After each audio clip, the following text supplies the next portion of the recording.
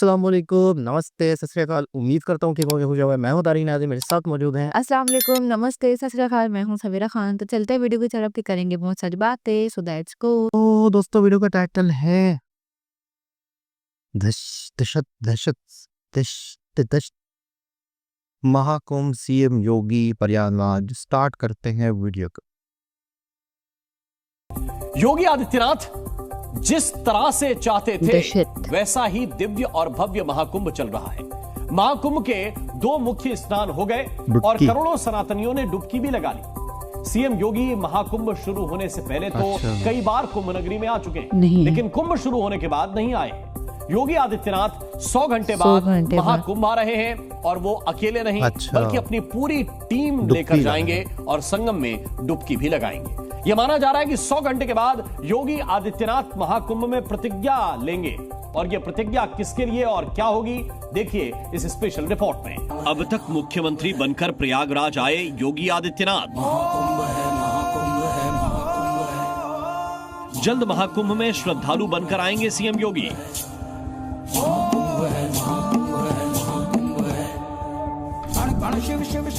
महाकुंभ की धरती से सरकार चलाएंगे महंत योगी। महाकुंभ हाँ, गाना आया है ना ये पूरा महाकुंभ का। कैलाश की आवाज।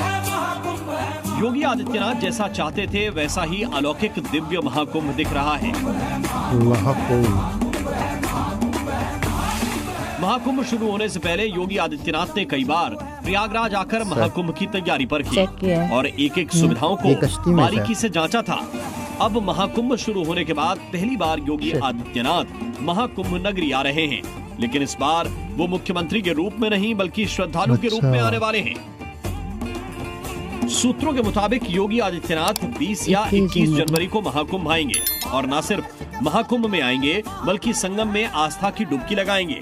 योगी आदित्यनाथ अपने साथ अपनी कैबिनेट भी लेकर आएंगे और सभी कैबिनेट सहयोगियों के साथ संगम में स्नान करेंगे।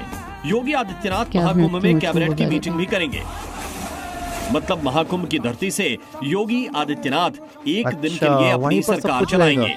यहीं पर सीएम योगी और उनकी पूरी जो कैबिनेट की टीम है वो बैठेगी और हमारी इस पूरी रिपोर्ट की जो तस्वीरें हैं हमारे सहयोगी बाबूलाल जी दिखा रहे हैं। इन तस्वीरों के जरिए आप समझ सकते हैं कि यहाँ पर किस तरीके से पूरी कैबिनेट की जो बैठक है वो होगी और यहाँ बैठक के बाद तमाम जो महाकुंभ से जुड़े निर्णय हैं वो भी लिए जाएंगे और न सिर्फ महाकुंभ को सकुशल संपन्न कराने के लिए तमाम जो योजनाएँ हैं पूरी कैबिनेट के बीच रहने वाली हैं, बल्कि सीएम योगी अपनी पूरी कैबिनेट के साथ तो त्रिवेणी की पावन धारा में आस्था की जो डुबकी है वो भी लगाएंगे। वर्ष अच्छा, 2019 में जब पुराना फुटेज अर्धकुंभ है। लगा था तब भी योगी आदित्यनाथ ने अपनी पूरी कैबिनेट के साथ संगम में डुबकी लगाई थी। अर्धकुंभ 2019 में योगी आदित्यनाथ ने 2 बार कुंभ में स्नान किया था। पहली बार योगी अपनी कैबिनेट के साथ आए थे और दूसरी बार योगी आदित्यनाथ तत्कालीन बीजेपी अध्यक्ष अमित शाह के साथ भी उन्होंने संगम में डुबकी लगाई थी। इस बार योगी आदित्यनाथ महाकुंभ में डुबकी के साथ कैबिनेट की बैठक भी करेंगे। बैठक में योगी आदित्यनाथ ऐसे फैसले ले सकते हैं जिसका फायदा न सिर्फ प्रयागराज को होगा बल्कि पूरे उत्तर प्रदेश को होगा। हो सकता है कि योगी कैबिनेट वाराणसी प्रयागराज को मिलाकर धार्मिक क्षेत्र बनाने पर फाइनल मोहर लगा दे। इस धार्मिक कॉरिडोर में 7 जिले शामिल किए जा सकते हैं। 2019 में योगी आदित्यनाथ ने कुंभ में हुई बैठक में प्रयागराज से मेरठ तक गंगा एक्सप्रेसवे बनाने का फैसला लिया, जिस पर काम आखिरी चरण में है। वो एक योगी है और जो योगी होता है वो अष्टांग योग को धारण किए हुए होता है, तभी वो योगी बनता है।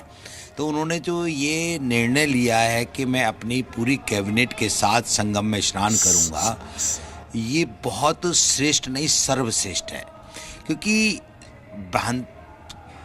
विभिन्न प्रकार के संगठित लोग उनके साथ जुड़े हुए हैं और उनके जुड़ने से समाज को एक दिशा मिल रही है। राज्य के सीएम के साथ में पूरा दल समूह अगर स्नान करता है तो मैं समझता हूँ कि जो हमारे राजा महाराजा थे और जो परंपरा थी तो वो आप सब देखने को मिल रही है।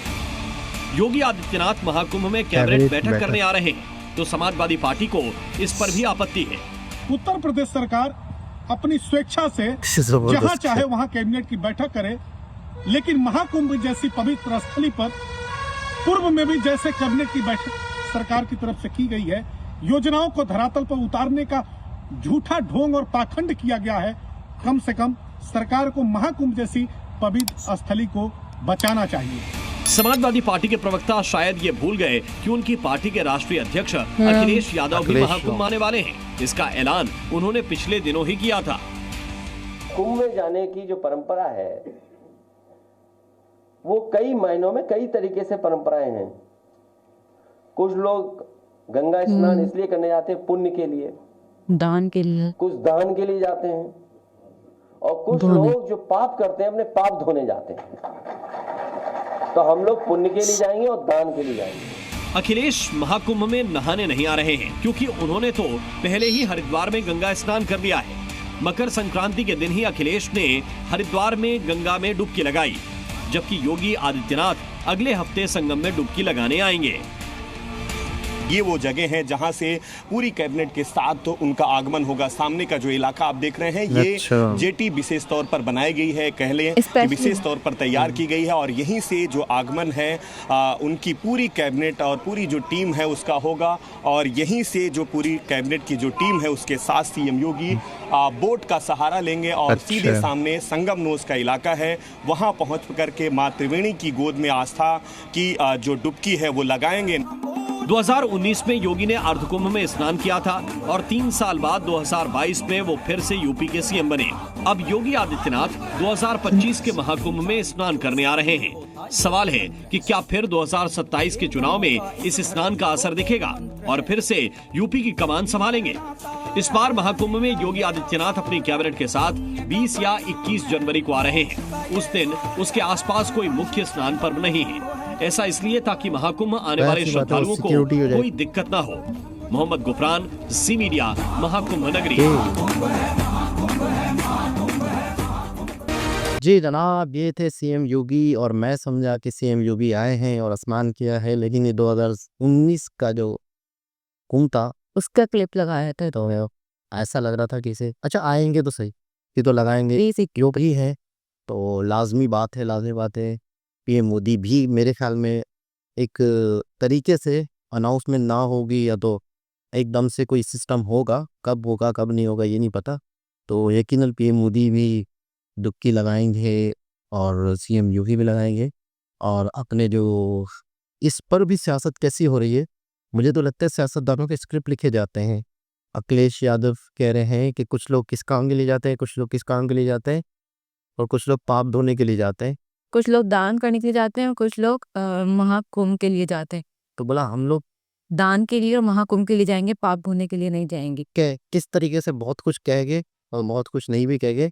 यानी कुछ भी इवेंट हो, कुछ भी हो, और नेगेटिव पार्टी या दूसरी जो अपोजिट पार्टी होती है उसने कुछ भी मौके को ज़ाया नहीं करना, तीर लाजमी चलाना है अपना।